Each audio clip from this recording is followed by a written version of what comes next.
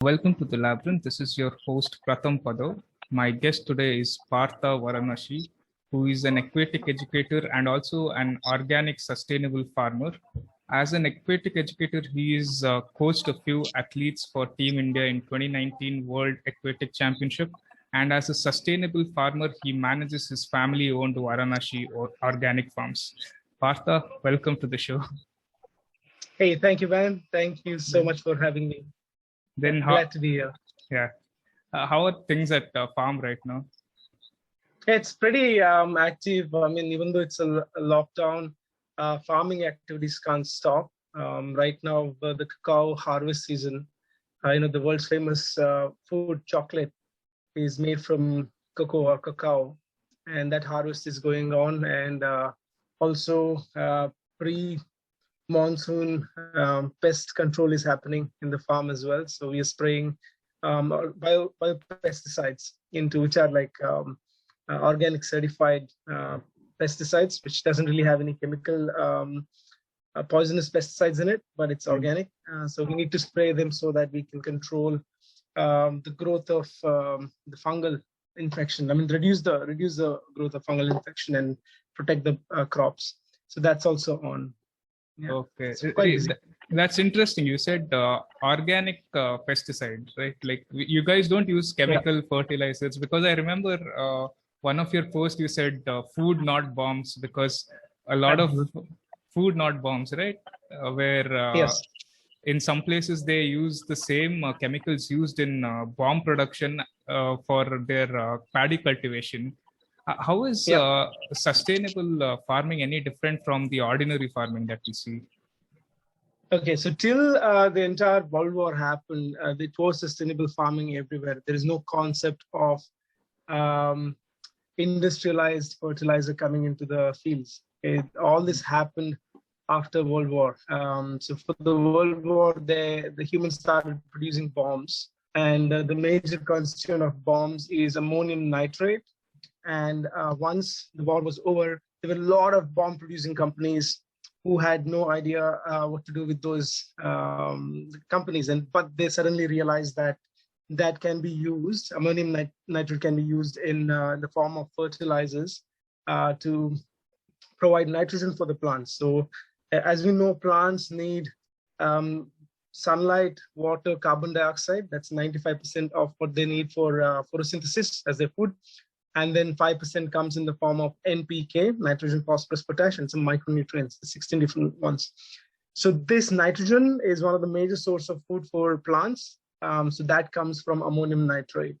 And the same ammonium nitrate it used to go to make bombs, later started coming on chemical farming.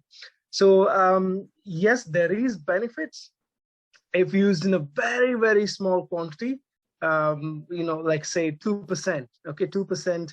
Ammonium nitrate concentration is used in farming, it's okay because the soil's capacity to hold nitrogen is at 2%. But what's happening, like anything in commercial world, the quantity, the concentration just started increasing from 2, it went 5, 10, 20. These days you can buy 26% the ammonia in the market, and it's just it's gone out of the whack completely. And when you start using these kind of chemicals, it messes up with the soil. It destroys the electrical conductivity. It increases, it messes up with the soil pH. Acidity comes in, and more than anything, it kills the macro and micro life, the biology of the soil, which is living organisms. You have your termites, your earthworms, millipedes, scorpions, microorganisms, bacteria and fungi, which is living in the soil for the main reason to degrade a larger organic matter into like a nutrient, bioavailable nutrient for the plants. So that cycle is broken down because they are killed. So in an organic farming, in a sustainable farming method, we use fertilizers, but we do not use synthesized fertilizers. We use naturally available fertilizers. For example, For nitrogen, we go for like a cow dung has a good source of nitrogen. You have things like glycidia and green manure, okay, which is great for with the NPK. We have, in the olden tradition, in local ways, they call sutuman. It's basically mud and soil and organic matter burnt to get this kind of charcoal, which is high rich in potash. So these are the natural ways of getting nutrients, or organic farming ways or permaculture ways to put that nutrients to the soil instead of using high level of chemical fertilizers. People can use fertilizers, but they have to be very mindful of what how much they're using. With the current predicament, you need to use a lot less than what's been used right now. Yeah, and what do you think would happen to a person if they constantly ate this kind of food that is infested with chemical fertilizers? Well, we don't have to look anywhere else. We can see the large population of our country right now. In the past 20 years, 25 years, especially after Green Revolution, which was basically a big scam by the developed countries, where they tried to push all these fertilizers and dump it basically to our country. And yeah, so the natural movement of molecules, which was happening for millions and millions of years, that kind of got stopped by excessive use of chemical fertilizers. When I say excessive use, I mean excessive use. It's like 20%. And, there are farms here, I've heard, putting chemical fertilizers every 15 days. That's ridiculous. That's way too much. And because it destroys the soil health, soil microbiology, soil macrobiology, the natural process, which has been occurring for millions of years, like I said, stops. And the nutrients coming in from that original cycle of life, cuts off, and whatever the chemical fertilizers coming synthesized or mined out of the ground comes into your soil, and that gets absorbed, and that becomes our food. And we consume it once. Our body has a capacity to adapt and transition. So that has happened, but ultimately we are what we eat. The quality of the food, it comes from, when you go to a nutritionist, she'll say, or he'll say, eat fresh food, right? Do not eat processed food. Now imagine if you're putting the nutrients to the plants, which is processed, the food's coming out, the quality is already deteriorating right there. So we are more susceptible for diseases. The life's longevity is gone. People will start looking like they're 60 years old when they're just 40. The capacity of their heart goes down. People won't be able to hold their breath for 30 seconds, which is a bare minimum. And this muscular structures drop down, the capacities drop down, not sleeping properly. Mental health is the most important, it's completely disturbed. So, there's plenty of both researched and also, the guesstimated or the injuries, damages that is caused because of these practices. Another one significantly that we need to look at is some of the components which comes because of the use of chemical pesticides and poisonous materials in farming, that gets into our system, and our body doesn't know how to process it, because it's never, our DNA doesn't know how to put a mechanism to consume that, because it's never been eaten before, right? It's only recently we started consuming this food, which is treated with chemicals. And these are called, you might have heard of free radicals, might have heard of heavy metals. All these things gets into our system, and they're just causing a lot of problems, starting from cancer to genetic issues, and there's a lot of issues out there. And people are a lot less healthier these days and more dependent upon the medical system for their life's upkeep. Yeah, these are some of the issues. There's a lot more, but more humans, there is a larger impact on the environment. Maybe you can ask. We can talk about that. Yeah, that's insane, man. So if, let's say, a farmer who is using these conventional methods that are harmful, if he wants to transition to sustainable organic farming, what kind of advice would you give him? And is it practical for him to convert to sustainable farming? Okay, so there is these two things, right? Like when you do farming, you can see what I want to do in the next 5 years, okay, or next 10 years. I want to get the maximum profit. I want to sell this land off, and I want to go to US, or I want to go to some other country and live. I don't want to look back again. Go do it. Okay, but actually, I wouldn't say that, because right now the climate change is global, not just a regional. It's not about microclimate anymore. But so what happens if you're going with the conventional method? Usually the practices are monoculture. Monoculture means for the entire 1 acre field, you just put one or maybe two different kinds of plants. Okay, so that way your irrigation is easy, your nutrient management is easy, your harvesting is easy. It makes all the sense economically to do monoculture. Okay, let's just take areca nut. Okay, areca nut in this area is very famous. My grandfather, who started Camco, has made sure that areca nuts gets amazing price. It's gone up to 500 rupees a kg, which is amazing. So you put just areca nut, yeah? And then the nutrition for areca nut is a certain type, and then you keep on doing that. Now, what you're doing is you're messing up with the soil, like killing all, like I said, microbiology and microbiology. Eventually, you cannot grow anything else there, and the weed starts growing really badly.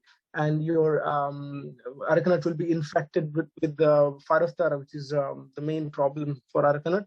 And you know what? They'll keep coming there because they know that that's their favorite food. Phytophthora is a type of fungus which causes root rot disease. And if all their food is kept in a bowl, which is like 1 acre of just areca nut plantation, it'll obviously go there and, and you'll have to spray chemical pesticides. You push it once, and then later the fungus develops resistance. And then what are you going to put more chemicals, put more poison, so that you kill it more, and then again it builds resistance. So instead of that, my advice to people or farmers is go for multi-crop system. Okay, so like we discussed earlier, a plant needs sunlight, water, and carbon dioxide as 95% of their requirements. Only 5% comes from the soil. Okay, so distributing the sunlight. So in the top layer, you have areca nut, you have coconut, and then you can introduce something like nutmeg. Okay, nutmeg is a great crop, good price. Be planted in between the gap of 30 feet. You have bananas in between, we have jackfruits in between, we have mangosteen or mango, and then we have cocoa. Okay, so if you have this multi-crop thing, all of them have different pests, right? So it's like, you're not inviting the pests to come there. Even if the pests come, they're distributed. So that way it's good. The second thing is nutrition. All areca plantations need just one single type of nutrition. So they're all sucking the same thing from the soil. But if you have different kinds of plants, their requirement is different. Okay, so just imagine in your house, there are 5 people, and all the 5 people want milk. Okay, they just drink milk. So you'll have a shortage of milk in your house. But if you have 5 different kind of people who wants different type of food, so there's plenty of food for everybody. So it's the same way in a plantation. So for somebody who wants to shift from conventional farming to sustainable organic farming, I would say from monoculture, start planting different crops. That way, if one crop fails, you have the other crop. Second thing, reduce the use of chemicals significantly. Okay, even you can replace them with organic manures. Okay, so one of our business is producing organic manures. So we have a great organic manure for areca nut called the agromix. It has NPK. They're all in between 2 to 4%. We're not saying it has 20%, 25%. We do not have 25%. It only has 2 to 4%. And all of them is bioavailable. Not a little bit goes to waste. So if you put 26% thing, they all get leached out because the soil gets saturated at 2%. Okay, so you know how we put salt into a bowl? A certain amount of salt gets dissolved, and after that, diluted, dissolved, and later it stops dissolving, which means there is a saturation. So same way, soil has a saturation limit. For example, nitrogen is at 2%. So you need to put only 2%. You can't put like 10% of nitrogen or 3% or 4%. The rest will get leached into the water and that'll come to your water stream, okay? So stop using chemical fertilizers, find a replacing organic manures. So as you go from 1 year to the next year, the toxicity of your soil reduces. Okay, if you start using organic manures instead of chemical fertilizers. As soon as this toxicity reduces, identify good beneficial microorganisms. Okay, so traditionally they do something called Jivamrita. Jivamrita is great. It gathers all of different kind of microorganisms. But if you want to do one better, so Jivamrita has the good ones, the bad ones, the ugly ones, everything. So all microorganisms are there. What we do is we have a microbiology lab that my parents been running since the last 3 decades. It's a DSIRO recognized lab. A lot of PhDs have gone there. They've participated in many international science festivals and journals and stuff. So they have a consortium of beneficial microorganisms. Okay, so beneficial microorganisms are very similar to the microorganisms in our stomach. So we eat our food. When we digest our food, there are bacteria in our stomach which acts on it.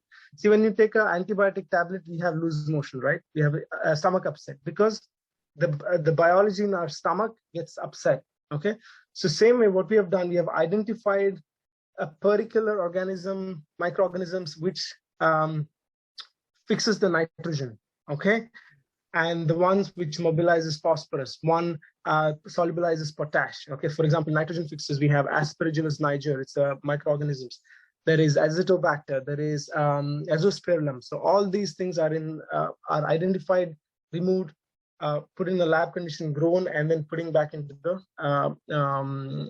farm. Okay, so there is a product called composter that we have, which is a consortium of nitrogen fixers, the one I mentioned. We have phosphorus solubilizers such as Bacillus megatherium and Bacillus subtilis, and then there is this Frachuria, which is a potash mobilizer. And then there is very important thing. There's this thing called biocontrol agents. Okay, I'll explain what a biocontrol agent is. Now you have a lot of rats in your house. Okay, you have a rat infestation, a lot of rats. Would you rather get poison and spread around the rat poison everywhere in the house, or would you get a cat?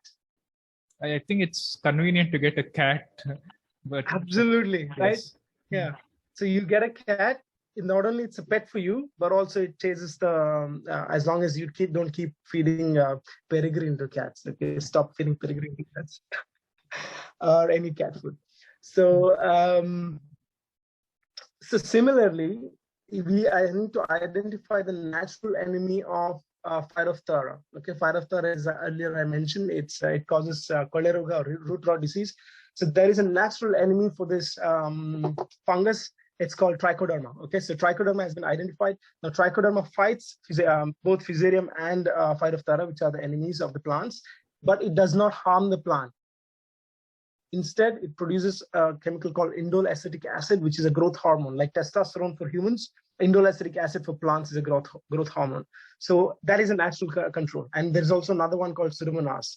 These Pseudomonas are also controls the pests, but supports the plants. So that is natural control. So we didn't create the world, did we? The whole ecosystem was there for millions and millions of years. So when whether it's the God who created us or the aliens, so whoever created us made a perfect plan.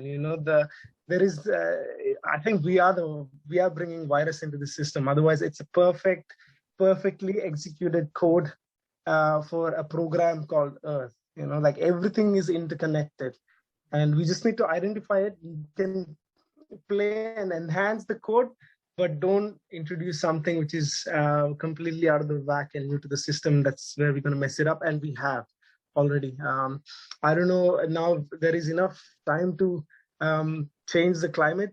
Climate change, stop the climate change, or to prepare for what's coming. So no, 99.9% of the scientists are all saying it's too late.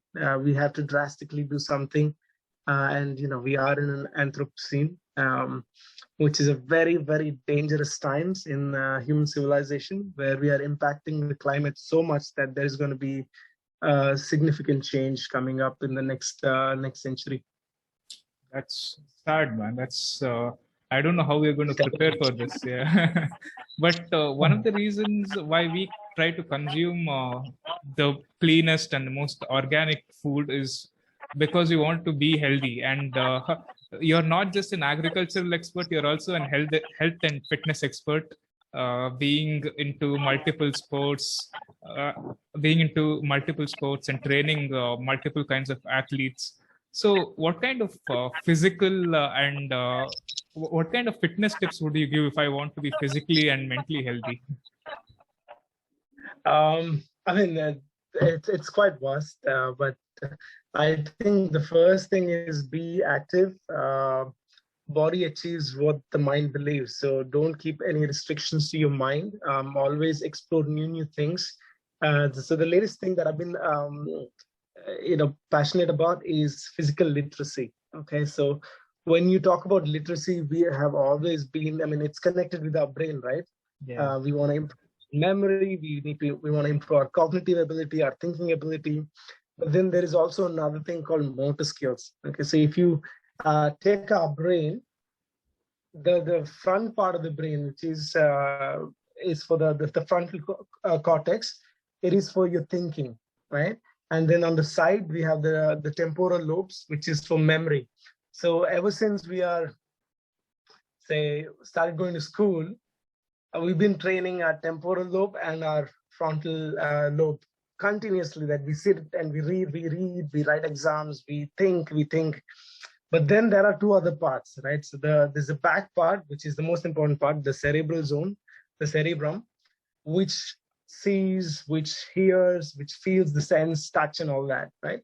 And then there is a middle part, which is the motor cortex or parietal lobe. And this is it's one of the most complex zones, because what it does is it tells our muscles how to move, okay? Our muscles can only do three things. One is to pull, one is to relax, and one is to hold. In scientific terms, it's called contraction. Concentric force, eccentric force, and isometric force, okay? It's the mind which gives all these thousands and thousands of different muscle groups the right command at the right time, at the right strength for you to move your hands, move your head, walk around, run, sit, get up, or do a backflip, or play any games, okay? So all these things are driven by your brain, okay? Now, there is one interesting thing. Now, there is something called a muscle memory, okay? So when you start doing some things again and again, for example, for me, talking is muscle memory. For you, talking is muscle memory. Or moving our hands to eat our food is muscle memory. So some things that we do every day for a long time, we don't need to use our brain much. It's already connected and we can do condition, okay? When the conditioning happens, the connection between your the back part of your brain, which is the cerebrum, and the motor cortex reduces. The connection means they connect with the electrical signals, right? Neurons fire. Neurons are the brain cells. They kind of connect, and the working happens. But when these connections stop, because you stop doing new things, the development stops. When the firing of new neurons doesn't happen, you're not really growing them, okay? Like you go into the gym and lifting weights and your muscles get bigger. Brain is also a muscle. More you work it, better it gets. But we are working on our temporal lobe, our cognitive frontal lobe, but we stop doing things from the age of 12. What is a new sport you've learned after the age of 12? Hardly anything. Okay, you probably learned cycling. Okay, driving might be new. Then what else? Okay, running, is that new? No, nothing's new.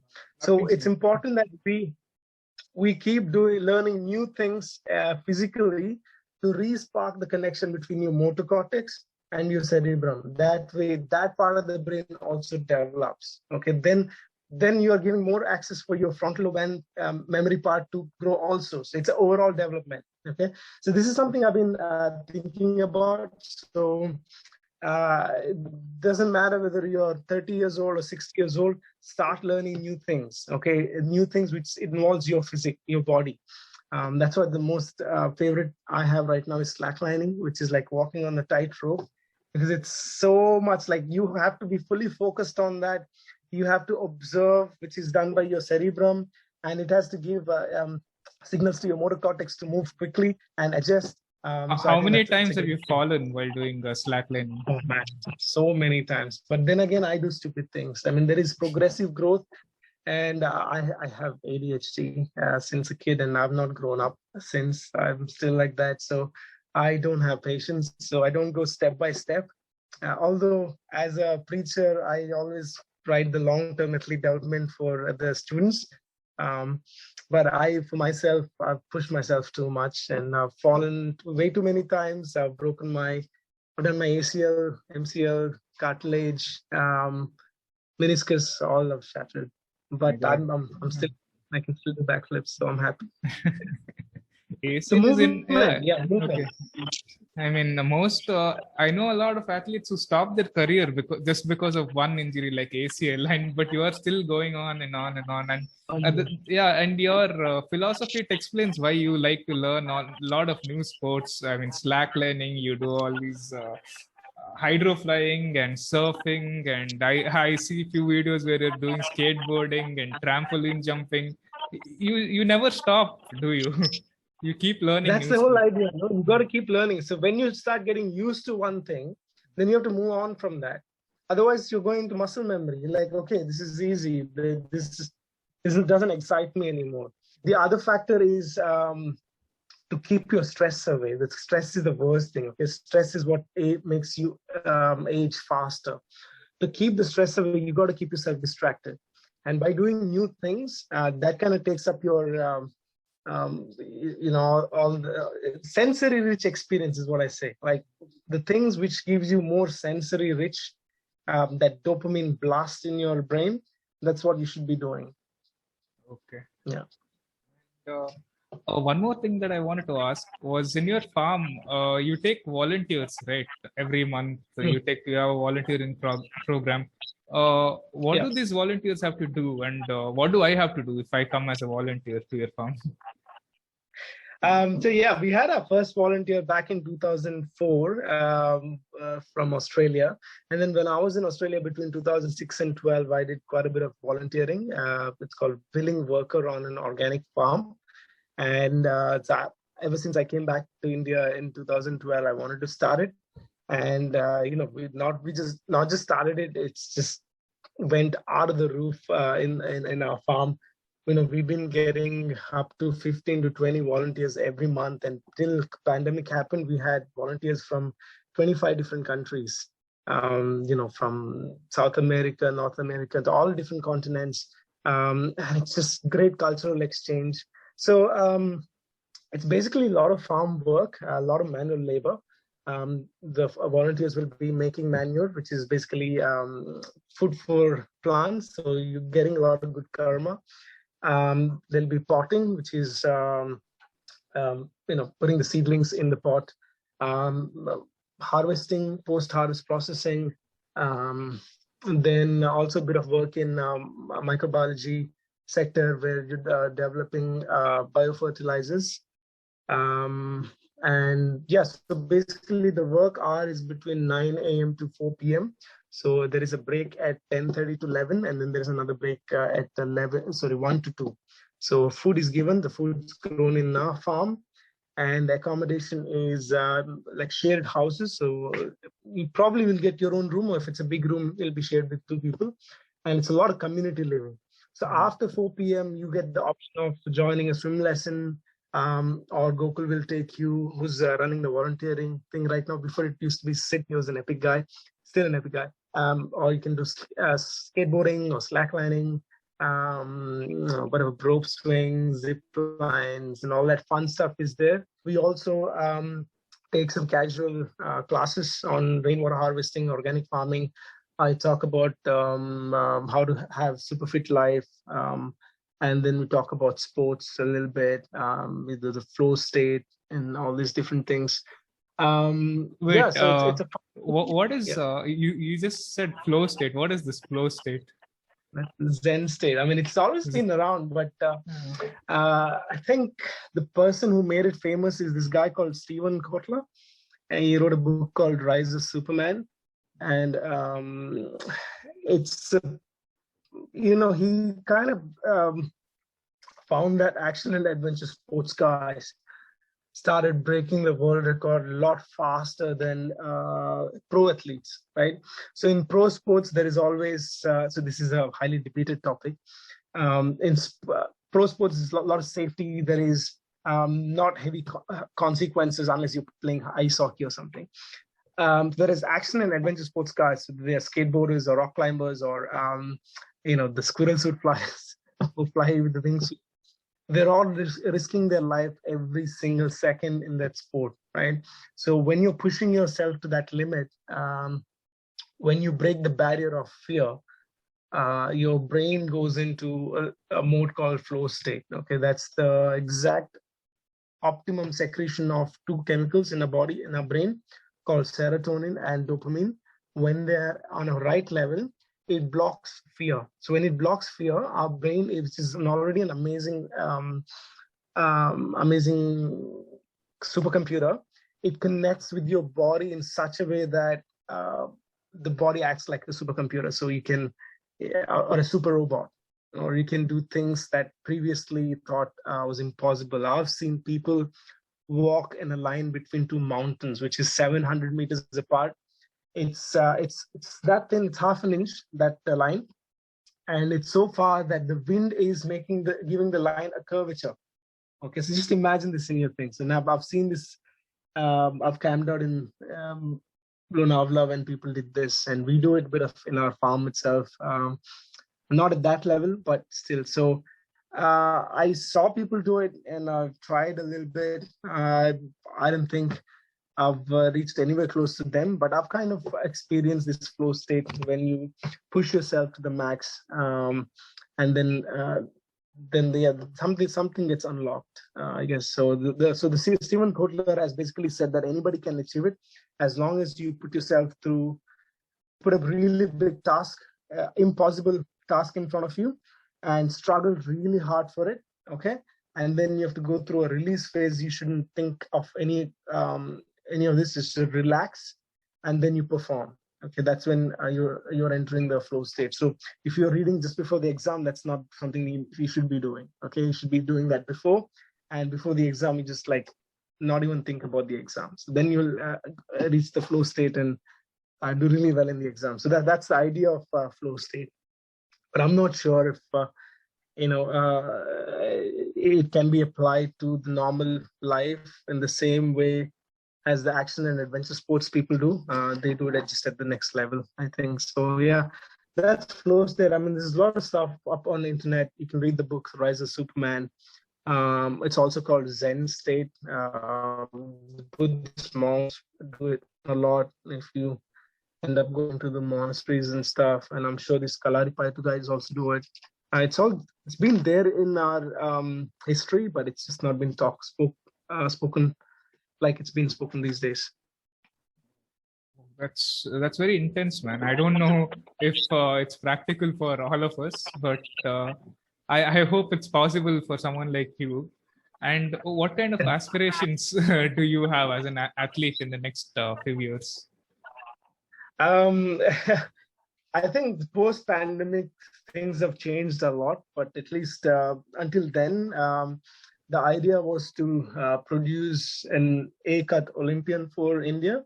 So, and you know that even though we have 1/6 of world population, we do terribly in sports, which is a shame because I've traveled. I've been to some 15 different countries, and when we talk about that we are from India, they're like, people start saying, oh, Snake Charmer, Taj Mahal, this. When we're getting bored of this association of or chicken vindaloo or butter chicken or something, we're just done with these things. So why can't we think that like there is an Usain Bolt or like Michael Phelps? Why can't we have somebody from India who's that strong? And especially these days when countries have nuclear deterrence. There is no war happening. It's our sports people who are actually the soldiers out there lifting our country's name up high. So in my sport, the sports that I like is swimming, and we've never had any Olympian from India who's actually made the cut to be in Olympics. We've either gone with the B cut, which is a qualifying time, or universality quota, which is a shame. Yeah, so the dream was to produce at least one A cut Olympian to begin with, and then involve in a program which has a long-term athlete development program, start thinking more progressively than developed countries athletes, bring in our Vedic system into play, and yeah, just to produce the top athlete in the world, best of the best. It's easy to say, but we are so far behind that something super radical has to happen. You just spoke about Vedic system.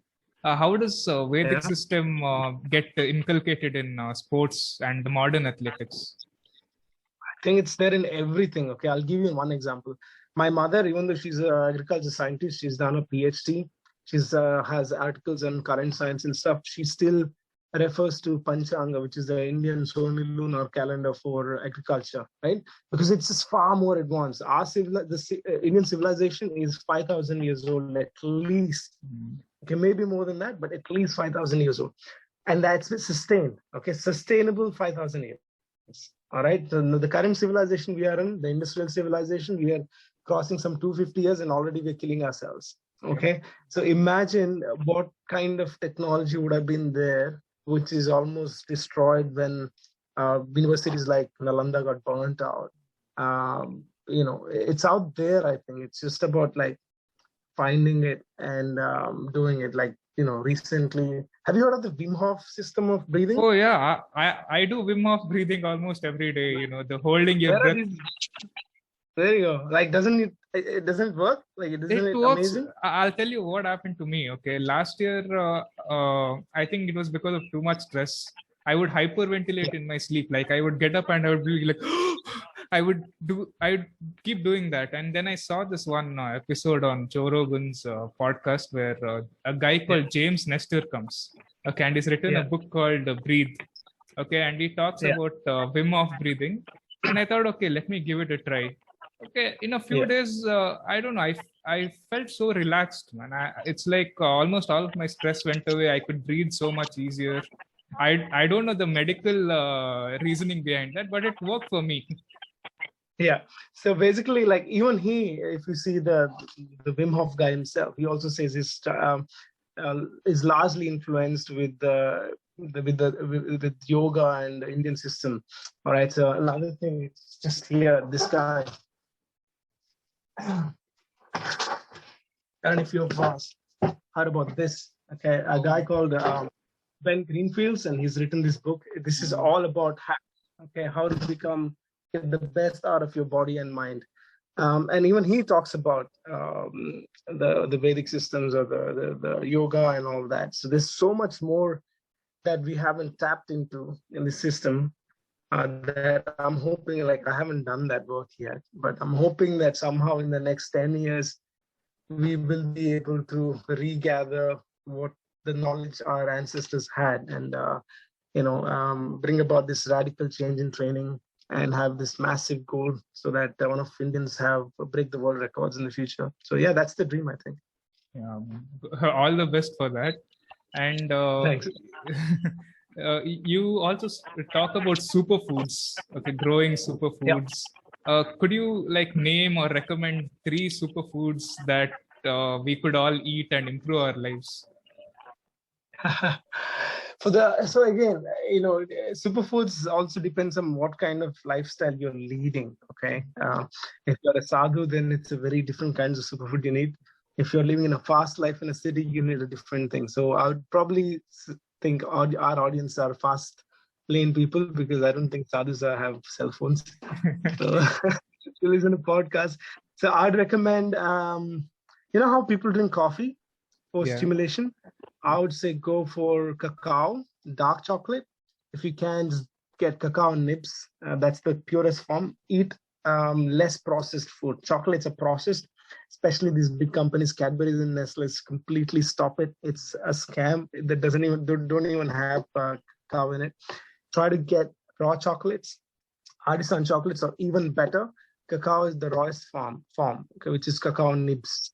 Okay, we also sell it in our website varanashi.com. You can get the cacao grown from in our farm.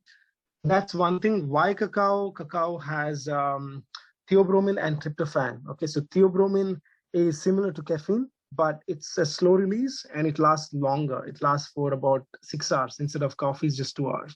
So theobromine lasts for 6 hours. And the second thing is tryptophan. Tryptophan is a precursor for serotonin. Remember I spoke about dopamine and serotonin, which puts you into a flow state. Food also matters a lot to get you in a flow state. So cacao is something definitely I would recommend.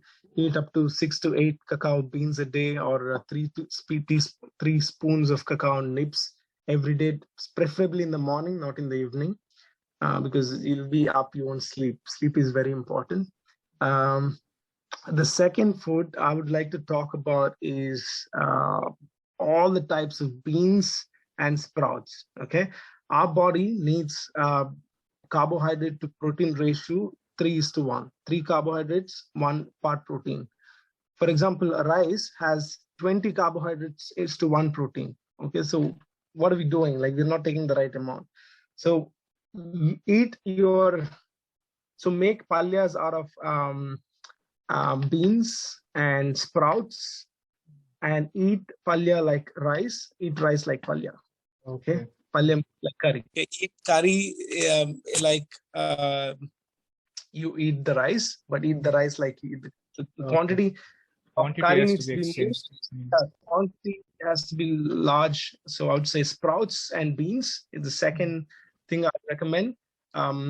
So like, instead of just depending on rice, you shift that to sprouts and beans. Okay, you got to chew a lot. If you don't chew properly, you will get stomachache and gas and other issues will happen. But then after 10 to 15 days of doing that, your body will get accustomed to it. And then the third superfood is coconut oil that I'd like to mention. As soon as you wake up first thing in the morning, take a teaspoon of coconut oil in your mouth. Keep it in your mouth for 5 minutes so that mixes with saliva, and then swallow it. Okay, virgin coconut oil. I have it in my table right next to my bed. This is, as search for cold pressed coconut oil. That's very important. Okay, cold pressed coconut oil. Yeah, these 3 are the things that I would straight away recommend. So cacao beans, then you have a lot of sprouts and beans, all different types of beans. There are 15, 20 types out there. Mix and match. Have up to 2 to 3 different types every day. It's very economical to have them. It's not expensive at all. So because the minute we say healthy food, people say it's expensive. It's not. Okay, I lived just on sprouts for 3 months to have my transformation during my injury as well. And it would cost me about 100 rupees for my entire week's food. Okay, so I used to have only one meal a day at that time, and that to mostly sprouts. About 80% of my meal was sprouts. Then I would have maybe 1 idli or 1 dosa for 3 months. You used to have only 1 meal a day? For 3 months, yeah. Now I... What, didn't you feel hungry, or wasn't your stomach making weird noises? I have a friend who has fasted for 21 days straight. So compared to that, having 1 meal a day is a luxury. So it's just our body. We do not have to eat 3 times a day. That's just like this habit that we got ourselves into. So less you eat, strong you become. So the whole thing started in 2018 when I took an athlete, one of our World Championship athlete, to this place called Inspire Institute of Sports. It's a CSR program initiated by Jindal. And you have our top athletes like our javelin thrower, or what's his name, Neeraj Chopra, and all the top athletes training at that place. So one guy I met over there, their strength and conditioning guy, forgot his name. What was his name? Anyways, he was 6'7". Okay, so it was 6'7", and he was a mountain of muscle. Okay, so and we used to hang out, and whenever he used to go for lunch, He wouldn't eat breakfast. He wouldn't come for breakfast. He would have lunch, and his lunch was so small. Okay, he would eat a lot of vegetables, and there is a small portion was meat, and that's it. There's nothing else in his plate. And then he wouldn't eat dinner either. So he was having only one meal a day, and he was super muscular. I think he was taking some protein shake also, a little bit, but he would eat less, and he'd eat only once. Okay, so as long as, I mean, it's a very long talk if I start talking about our energy systems. Okay, so there are, all in all, I'll tell you we have three energy systems, and the three energy systems, one is not efficient, okay, which we use most, wherein one glycogen molecules breaks down into two ATPs. ATP is your fuel. And then another one breaks between 15 to 22. So that's slightly more efficient. And there's a third system, which you might have heard of, ketosis, not keto diet. I'm talking about ketosis or fat burning. That produces up to 122 ATPs per one molecule of fatty acid. Okay, so if you unlock the third one, you only have to eat once in 2 days. Okay, and it's very efficient. There is a lot less impurities coming out of it. You will start living longer. At 60, you look like you're 35. You probably live to 120, 130 years without any problem. Okay, consider this: our body is full of chemical reactions, right? Think of another system which is very similar, a battery. Okay, in battery also there is chemical reaction happening which produces electricity, right? If you take a cell phone battery, if you charge it 3 times a day, do you think the battery will last long? Or if you charge it once a day, but full to end, it lasts longer? I think once a day is more efficient. More efficient. Your phone will last longer. Your battery in the phone will last like 5 years. But if you charge 3 times a day, within 2 years, the battery doesn't even last a day. No. It's the same system, similar system. I mean, it's not the same system, similar system. So more you put your body through this digestion work, more they get worn out. Okay, more they burn out, faster you age and the problems you have. So there is absolutely no need to eat 3 times a day at all if you can. Some people have very fast, high metabolism. Them you may have to eat twice a day, but definitely not 3 times a day. Those who can even do one meal a day. And perfect food, like stop eating processed food. When I say processed food, any food which is cooked above 40 degrees can be processed. Okay. And amino acid structure starts denaturing at 40 degrees Celsius. But whatever food you eat for your carbohydrates can be processed up till like basic heating.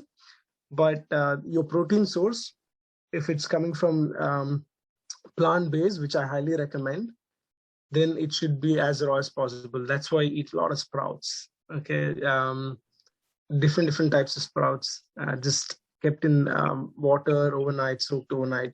Consume that a lot. Yeah. So lastly, to conclude this podcast, one last question. Okay, after all these lockdowns are over, will we see more activities and festivals in Varanashi Organic Farm like the one that you had last year? Yeah, so we had we had 3 festivals so far. One was the climbing event, the Psycho Block, where a wall was built on top of a pond. So you'd fall into the pond, you don't have to wear the harness and stuff. The second one was a music festival. We didn't organize it, we were the venue, but we also had a part to play in it as ecology seminars. And that's a Bloom and Green, it's a music festival. And then the recent one we had, which was an epic festival called Jataka. Sid and Varanashi Farms, we organized it. It was fantastic. It's all action and adventure sports infused into this festival. Yes, we'll probably bring that back again, but more, and also the music festival. But more interested I am in right now, especially after the pandemic, is a festival on life skills, which could be life-saving sports or things like yoga or eating the right food, or growing your own food, these kind of stuff. Teaching life skill to people in a festival. It should be fun, of course. It has to be mad fun, but at the same time, there should be a lot of learnings that people should take away from these festivals. And yeah, for sure, we'll have festivals. Hey, thank you so much for your time, and I've learned a lot in the past 1 hour. Not just not just the basics. I've learned about diet and fitness, and I hope post the lockdown, I hope good things happen to you and your farm. No worries. And again, all the I said is in my opinion. Okay, I need to say that. Sure, man. Yeah. Cheers, man. Cheers. Thanks for having podcast. It was fun talking to you. All right.